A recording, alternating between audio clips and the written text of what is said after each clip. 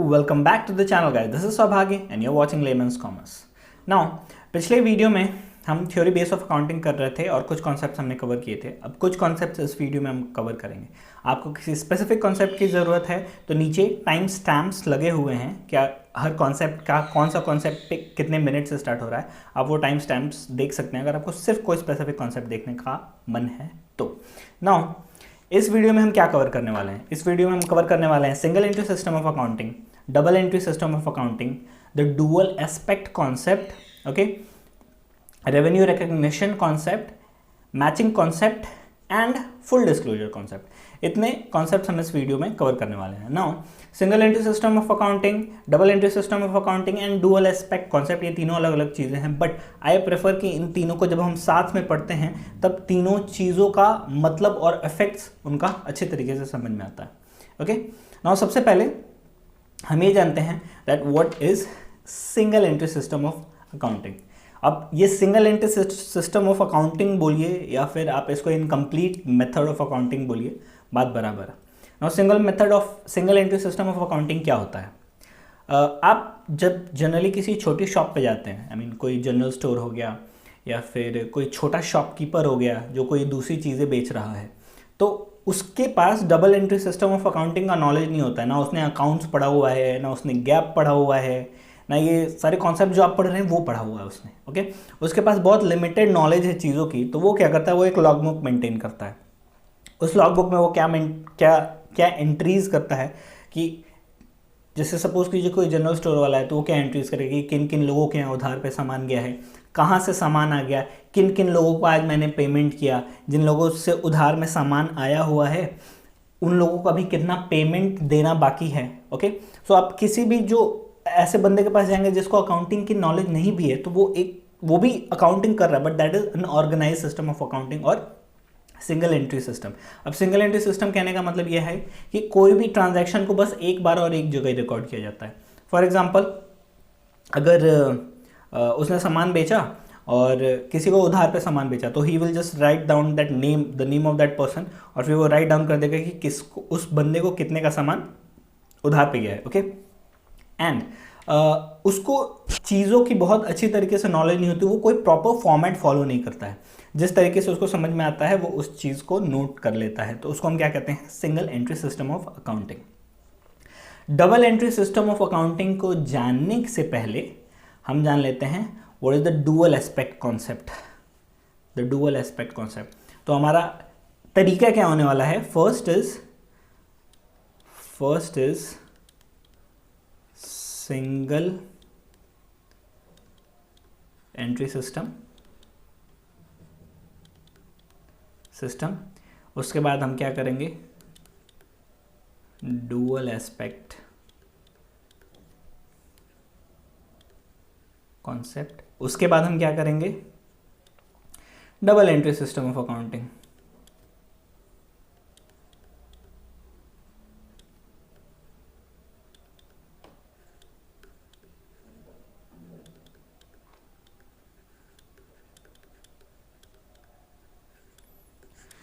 ये प्रोसेस होना चाहिए ताकि आप चीज़ों को अच्छे से अच्छे तरीके से समझ सके। ना डुअल एस्पेक्ट कॉन्सेप्ट क्या है? डुअल एस्पेक्ट कॉन्सेप्ट ये कहता है कि जब भी आप बिजनेस में कोई भी ट्रांजैक्शन करें तो उसके दो इफेक्ट्स कम से कम होते हैं। दो से ज़्यादा इफेक्ट्स तो हो सकते हैं, दो से कम इफेक्ट्स नहीं हो सकते हैं। That means what does the dual aspect concept tell us? The dual aspect concept says that any transaction in the business, any, be it the simple most transaction that you can imagine of, जो सबसे simple transaction आप imagine कर सकते हैं, उस भी transaction का कम से कम दो इफेक्ट होना ही होना है। ओके, नाउ क्या कहता है, the dual aspect concept says that every transaction has a twofold effect on the books of account. कम से कम दो इफेक्ट आने वाला है, ठीक है। दैट मीन्स कि कोई भी ट्रांजैक्शन को कम से कम कितनी जगह रिकॉर्ड करना चाहिए, दो जगह पे हमको रिकॉर्ड करना चाहिए। दैट मीन्स कम से कम दो अकाउंट्स इफेक्ट होते हैं जब भी आप डुअल एस्पेक्ट कॉन्सेप्ट को फॉलो करते हैं। ओके, एग्जांपल क्या कह रहा है कि फॉर एग्जांपल राम ने बिजनेस स्टार्ट किया और बिजनेस में उसने कितने पैसे लगाए, 50 लाख रुपए। Now the amount of money bought in by Ram, it will result in what, assets हमारे बढ़ जाएंगे। अब कैश क्या है, वो रिसोर्सेज है जिसको हम यूज़ करके बिजनेस करते हैं। जैसे कि हमने पीछे की क्लासेस में पढ़ा हुआ था एसेट का मतलब क्या होता है। नाउ कैश हमारा बढ़ जाएगा कितने से, बिजनेस में 50 लाख रुपए से बढ़ जाएगा। और एट द सेम टाइम जो ओनर का इक्विटी और कैपिटल, जैसे कि हमने लास्ट वीडियो में देखा था कि वो क्या है, बिजनेस के लिए लाइबिलिटी है, हम उसको बोलते कैपिटल है, but it is what, it is a liability for the business. जब बिजनेस बंद होगी तो ओनर वो पैसा ले करके घर चला जाएगा, तो कैपिटल बढ़ जाएगा बिजनेस का ओनर में सेम अमाउंट से। दैट इज 50 लाख कैश हमारा बढ़ा, कैश बढ़ा हमारा कितने से, 50 लाख रुपीज से। एंड ओनर का कैपिटल बढ़ गया बिजनेस में कितने से, 50 लाख रुपए से। ठीक है, ये एक एग्जांपल था डबल इफेक्ट का। एक और एग्जांपल देख लेते हैं। सपोज करो अगर हमने परचेज किया गुड्स को 10 लाख रुपए में, कैसे, कैश पे करके। हमने कैश पे किया और 10 लाख रुपए के गुड्स खरीदे हमने। सो इस केस में क्या होगा, हमारे पास स्टॉक आ गया कितने का, 10 लाख का स्टॉक, और हमने क्या किया, उसके अगेंस्ट में कैश पे किया, तो हमारे पास से क्या हो जाएगा, कैश कम हो जाएगा उतने अमाउंट से। So what, this also has a dual aspect. यहां पे क्या हुआ, यहां पे क्या हुआ, स्टॉक जो है हमारा वो बढ़ गया कितने से, 10 लाख रुपीज से। And at the same time हमारा जो कैश है वो कम हो गया कितने से, 10 लाख रुपए से। सो ये क्या है, एक एग्जांपल है कि कोई भी ट्रांजैक्शन हम बिजनेस में करें, the dual aspect concept say that any transaction का कम से कम 2 जगह इफेक्ट जरूर होगा बिजनेस में। 2 से ज्यादा जगह इफेक्ट आ सकता है, लेकिन कम से कम 2 जगह इफेक्ट आना ही है। That is what the dual aspect concept says. अब इस डुअल एस्पेक्ट कॉन्सेप्ट से एक इक्वेशन डिराइव होता है। अब इस इक्वेशन पे एक पूरा चैप्टर है आपका, that is the accounting equation. Accounting equation हमारा क्या कहता है कि assets is equal to liabilities plus capital. अब इसको समझने के लिए, that is assets is equal to liabilities plus capital, समझने के लिए एक एग्जांपल हम ले सकते हैं। एसेट्स का मतलब क्या होता है, एसेट्स जो हमारे बिजनेस में, एसेट्स का मतलब क्या है, वो रिसोर्सेज जिसको इस्तेमाल करके हम बिजनेस करते हैं। ठीक है, जैसे हमारा प्लांट एंड मशीनरी हो गया, कैश हो गया, स्टॉक हो गया, लैंड एंड बिल्डिंग हो गया, किसी दूसरी जगह पे इन्वेस्टमेंट करके रखा है हमारे बिजनेस में, तो ये सब क्या हो गया, हमारा एसेट हो गया, एसेट। ओके, अब ये जो एसेट हमारी बिजनेस में होगा, इस एसेट को खरीदने के लिए हमारे पास पैसे कहाँ से आएंगे।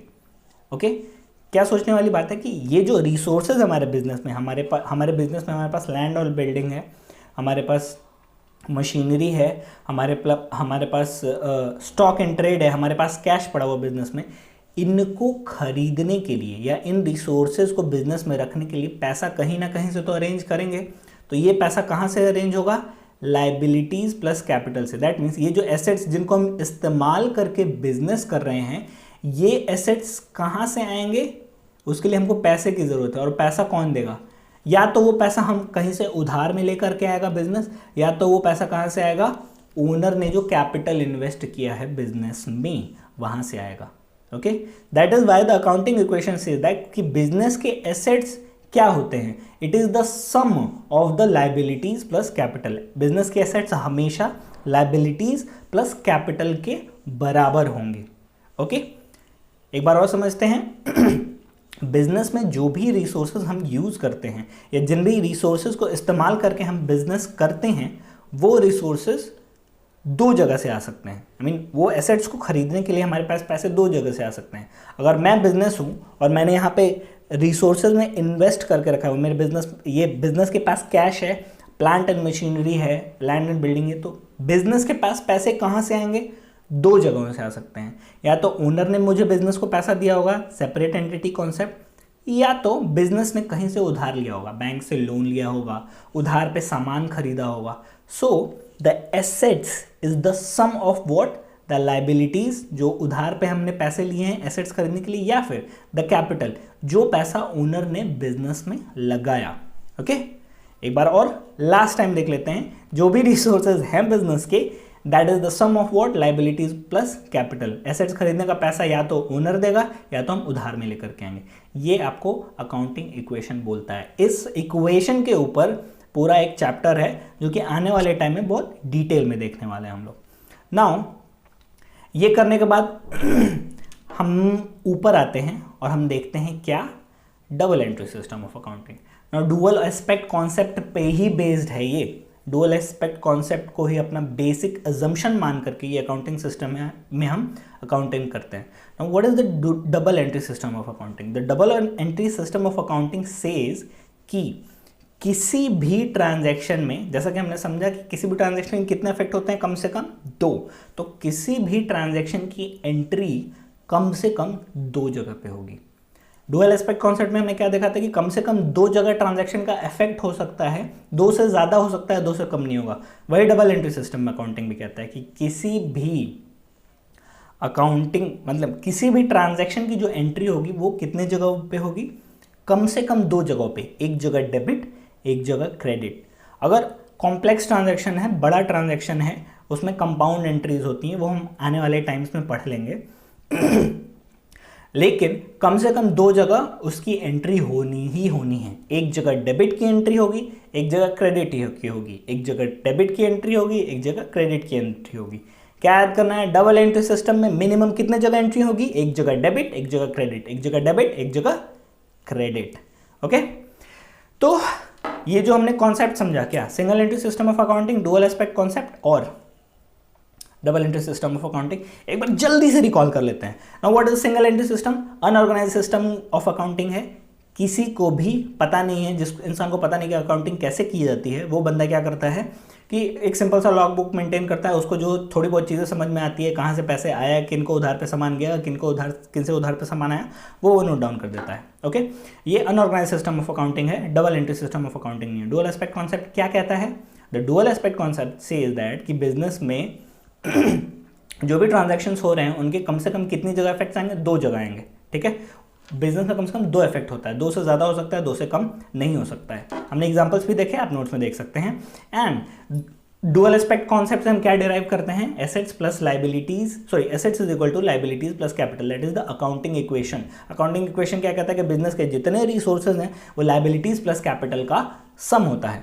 Okay, and what does the double entry system of accounting mean? Double entry system of accounting का मतलब ये होता है, ये डिराइव होता है किस चीज से?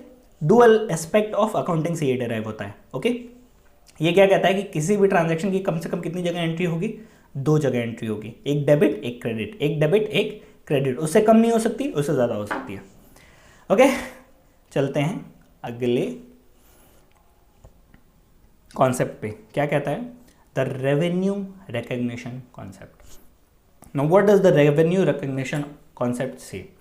रेवेन्यू रिकग्निशन कॉन्सेप्ट कहता है कि जो भी रेवेन्यू है हमारे बिजनेस का, मतलब सामान बेच करके जो भी पैसा हमको मिलता है, उसको अकाउंटिंग रिकॉर्ड्स में तभी नोट करना चाहिए जब वो रियलाइज्ड हो जाता है। ठीक है, सपोज करो कि हमको ऐसा लगता है कि मैं सपोज करो कि मैंने सामान खरीदा और हमको ऐसा लगता है कि ये सामान मैंने 100 रुपये में खरीदा है, उसको 150 में तो बेच ही दूंगा यार, 150 में से कम में तो मार्केट में बिकेगा ही नहीं बिकेगा। तो क्या मैंने वो रेवेन्यू रियलाइज़ कर लिया? मुझे ये उम्मीद है कि पैसा इतना मिल सकता है, ठीक है, बट क्या एक्चुअली में अभी उतना पैसा मुझे मिला है या उतना पैसा मिलने का राइट अवेलेबल हुआ है क्या हमको? नहीं। तो इस केस में जब तक अभी हमें क्या लग रही है, उम्मीद लग रही है कि पैसा मिल सकता है आने वाले फ्यूचर में, तब हम क्या करेंगे, इसको अकाउंटिंग में रिकॉर्ड नहीं करेंगे। रेवेन्यू रिकग्निशन कॉन्सेप्ट ये कहता है कि जब तक कोई भी रेवेन्यू रियलाइज ना हो जाए, रियलाइज होने का मतलब यहाँ 2 चीज़ों से, या तो पैसा आ जाए या तो पैसा रिसीव करने का राइट आ जाए हमारे पास। अब इन दोनों चीज़ों का में क्या डिफरेंस है? फॉर एग्जांपल, मैंने सामान खरीदा और 100 रुपये में, और मुझे लगता है कि मैं इसको बेचूंगा 150 में, तो मुझे क्या यहाँ उम्मीद है, यहाँ भी रेवेन्यू जनरेट नहीं हुआ है, तो इस समय हम इसको अकाउंट्स में रिकॉर्ड नहीं करेंगे। फॉर एग्जाम्पल, मैंने 100 रुपये में सामान खरीदा और सामने कैश में 100 रुपये में बेच दिया, सॉरी 120 रुपये में बेच दिया। ओके, सो यहाँ पे क्या हमारे पास राइट नहीं आया, यहाँ पे हमारे पास पैसे आ गए, ठीक है, that is the cash is being received by us, cash मिल गया हमको, तो उस केस में हम क्या करने वाले हैं, रेवेन्यू को रिकॉर्ड कर लेंगे बुक्स में, ओके। और तीसरा केस क्या हो सकता है, सामान हमने खरीदा 100 में और सामने हमने उधार में बेच दिया 130 रुपये में, भाई उधार में बेचेंगे तो महंगा बेचेंगे ना, बट ऑब्वियस बात है। सो सामने हमने बेच दिया 130 रुपये में, तो इस केस में भी हम रेवेन्यू को रिकॉग्नाइज कर लेंगे बुक्स में, क्योंकि पैसे नहीं आए हैं अभी, लेकिन लीगल राइट क्रिएट हो गया है उस पैसे को रिसीव करने का। मतलब हमने सामान तो बेच दिया, बट आने वाले हफ्ते 10 दिन या 15 दिन जितना भी उसको उधार का समय दिया मैंने, उतने टाइम में वो पैसा रियलाइज हो जाएगा हमको, ठीक है। तो उस केस में क्या करेंगे, हम रेवेन्यू को रिकॉग्नाइज करेंगे।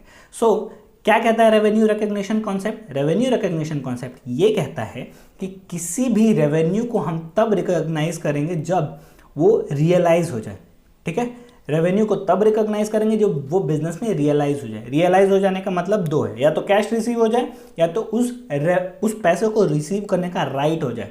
तो अगर मैं आपको उधार में सामान बेचता हूँ तो मेरे पास राइट है कि उस पैसे को मैं आपसे रिसीव कर सकता हूँ। तो इन दोनों केस में हम क्या करेंगे, रेवेन्यू को रिकॉर्ड कर लेंगे। हाँ, अगर उम्मीद है हमको कि बेच देंगे या बेचने वाले हैं या पैसा आ सकता है, तो उस केस में हम रेवेन्यू को रिकॉग्नाइज नहीं करेंगे जब तक या तो पैसा ना आ जाए या तो पैसा को रिसीव करने का राइट ना आ जाए हमारे पास, okay. Now next is the what, the matching concept. What does the matching concept से, मैचिंग कॉन्सेप्ट से कहता है कि हर पीरियड में जो भी एक्सपेंसेस हम इनकर कर रहे हैं उस एक्सपेंसेस को उस पीरियड के रेवेन्यू के साथ मैच करना है हमको। देखते हैं क्या कहता है, it in an accounting period the expenses incurred in an accounting period should be matched with the revenues during that period. जो भी हमने खर्चा किया एक पीरियड में उसको उस पीरियड के रेवेन्यूज के साथ मैच करना चाहिए था, मैच करना चाहिए। अब एग्जांपल किस तरीके से इसका समझ सकते हैं, सपोज करो कि मैंने एक प्रॉपर्टी अपने बिजनेस की रेंट पे दी हुई है किसी को, ओके।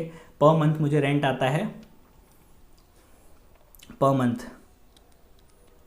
रेंट पर मंथ मुझे आता है 15,000 रुपीज़, ओके। अब ये क्या है, ये रेवेन्यू है हमारा, ओके। नाउ बेसिकली क्या हुआ कि जब मार्च आया, जैसे हमने पढ़ा अकाउंटिंग पीरियड कॉन्सेप्ट 1 अप्रैल से 31 मार्च तक चलता है, तो जब मार्च आया तो उस बंदे ने कहा कि मेरे पास पैसे नहीं है इस महीने देने के लिए, मैं नेक्स्ट मंथ में अप्रैल में आपको, दैट मीन्स जब अगला साल आ जाएगा फाइनेंशियल ईयर, उस पीरियड में मैं क्या करूँगा कि आपको एक्स्ट्रा जो 15,000 है पिछले महीने के और नेक्स्ट मंथ के दोनों मिला के 30,000 आपको पे कर दूंगा।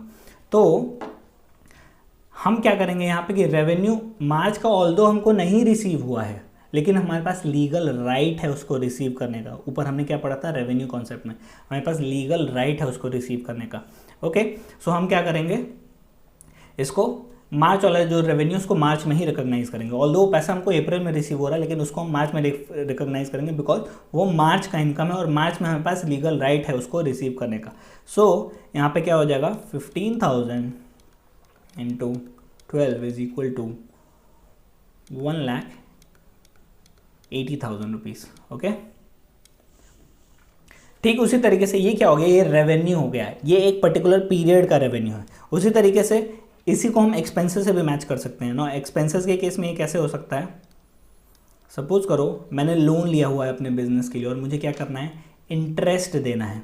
अब इंटरेस्ट क्या होता है कि सपोज करो 1 तारीख से लेकर के 30 तारीख तक उस महीने का इंटरेस्ट जो होता है वो अगले महीने की 1 तारीख को मैं उसको पे करता हूँ, जैसे मैंने लोन लिया। सपोज करो हर महीने का मैं उसको 10,000 रुपये का इंटरेस्ट पे करता हूँ। अब कहने का यहाँ पे मतलब ये है कि हर महीने अगर हम 10,000 रुपये का इंटरेस्ट पे करते हैं तो मार्च का इंटरेस्ट तो मैंने मार्च में पे किया नहीं, मैंने कहाँ पे किया, अप्रैल में पे किया। बट वो जो इंटरेस्ट था वो कब का था, that was of March, it was of March of that financial year, okay. तो हम क्या करेंगे, 10,000 1 अप्रैल से लेकर के 31 मार्च तक का हम रिकॉग्नाइज करेंगे। ऑल्दो मार्च वाला जो एक्सपेंस है वो हम कब पे कर रहे हैं, वो हम नेक्स्ट ईयर में पे कर रहे हैं, अगले साल में पे कर रहे हैं, ठीक है। लेकिन उसको हम रिकॉग्नाइज कब करेंगे, इसी साल में उसको हम रिकॉग्नाइज करेंगे। सो इन दैट केस क्या होगा, in that case our expenses will be 1,20,000। तो ये क्या है, ये इस साल का खर्चा है। तो what does the matching concept से, मैचिंग कॉन्सेप्ट से इज दैट कि उस साल के रेवेन्यूज़ को उस साल के खर्चे से मैच करो। जो खर्चा या रेवेन्यू जिस साल का है उस साल में रिकॉर्ड करो, जो रेवेन्यू जिस साल का है उस साल में रिकॉर्ड करो, जो एक्सपेंसेस जिस साल का है उस साल में रिकॉर्ड करो। ऐसा नहीं होना चाहिए कि अगर आपने नहीं पे किया या नहीं रिसीव किया तो उसको अगले साल में ट्रांसफर कर देंगे आप। Okay, now the full disclosure concept. Full disclosure concept क्या कहता है? It's a simple thing. जब भी हम बैलेंस शीट बनाते हैं बिजनेस का, जब एक पीरियड खत्म होता है तो हमको क्या करना पड़ता है? अकाउंट्स प्रिपेयर करने पड़ते हैं बिजनेस के जानने के लिए कि प्रॉफिट हुआ है या लॉस हुआ है या क्या हमारे बिजनेस का स्टेटस है। तो फुल डिस्क्लोजर कॉन्सेप्ट ये कहता है the full disclosure concept says कि जब भी हम बैलेंस शीट प्रिपेयर करेंगे, जिसको दूसरी भाषा में फाइनेंशियल स्टेटमेंट्स भी बोलते हैं बिजनेस के, जब भी हम फुल बैलेंस शीट्स प्रिपेयर करेंगे तो उस बिजनेस से रिलेटेड जितना भी रेलेवेंट फाइनेंशियल इंफॉर्मेशन मतलब कि जो मॉनेटरी टर्म्स में रिकॉर्ड किया जा सके या जो उसके आसपास रिलेटेड है, जो कि ज़रूरी है, जो भी उस फाइनेंशियल स्टेटमेंट्स को पढ़ेगा उस इंसान के लिए वो इन्फॉर्मेशन ज़रूरी है। तो वो सारा का सारा इन्फॉर्मेशन हम उस बैलेंस शीट में डिस्क्लोज करके उस बंदे को दिखाएंगे। ठीक है, कोई भी ऐसी ज़रूरी चीज़ हम छिपाएंगे नहीं। हमको हर एक चीज़ को फाइनेंशियल स्टेटमेंट्स में जो भी ज़रूरी चीज़ें हैं वो हमको डिस्क्लोज करना है।